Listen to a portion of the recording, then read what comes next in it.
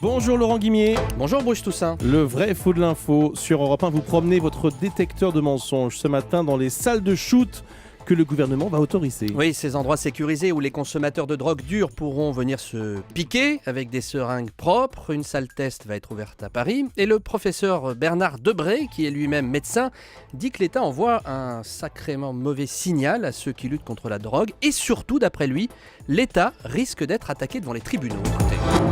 Si vous avez un drogué qui fait une overdose et qui meurt dans une salle de shoot, qui est responsable? C'est l'État. Si vous avez un drogué qui sort de la salle de shoot et qui commet un crime, un délit, qui est responsable? C'est l'État.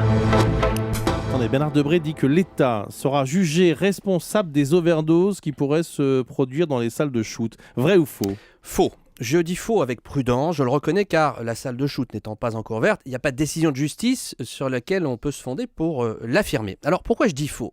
Parce que les autorités fourniront le local, les seringues, mettront à disposition le personnel médical présent dans la salle de shoot, mais elles ne fourniront pas la drogue. Alors ça peut paraître évident de le rappeler, mais c'est essentiel en termes juridiques. D'après Maître Bem, un avocat que nous avons consulté hier sur la question, le fait 1. Que l'État ne fournit pas la drogue et que 2. Que le drogué se pique lui-même sans intervention du personnel médical suffit à dégager l'État de toute responsabilité. Il n'y a pas de mise en danger de la vie d'autrui selon les sources juridiques que nous avons consultées. Alors, il y a aussi la deuxième accusation de Bernard Debré, le cas où un drogué commettrait un crime ou un délit à la sortie d'une salle de shoot. Alors là, tout porte à croire que le ministère de la Santé va prendre des précautions quand il va juridiquement autoriser la salle de shoot. Les drogués seront considérés comme des malades.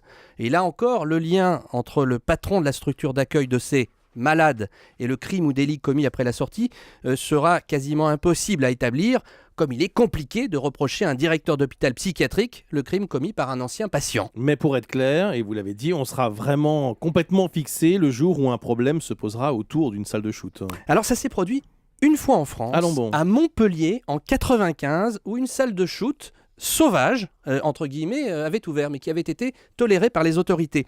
Un responsable d'une association qui tenait cette salle avait été mis en examen pour facilitation de l'usage de stupéfiants après une overdose, mais c'était différent parce que les toxicomanes étaient accueillis dans la salle pour y recevoir des produits de substitution. Donc là, il y avait une intervention du personnel. C'est pour ça qu'il y avait eu mise en examen. En revanche, on attendra ce qui se passera dans la salle de shoot à Paris pour être totalement fixé. Merci beaucoup, Laurent Guimier.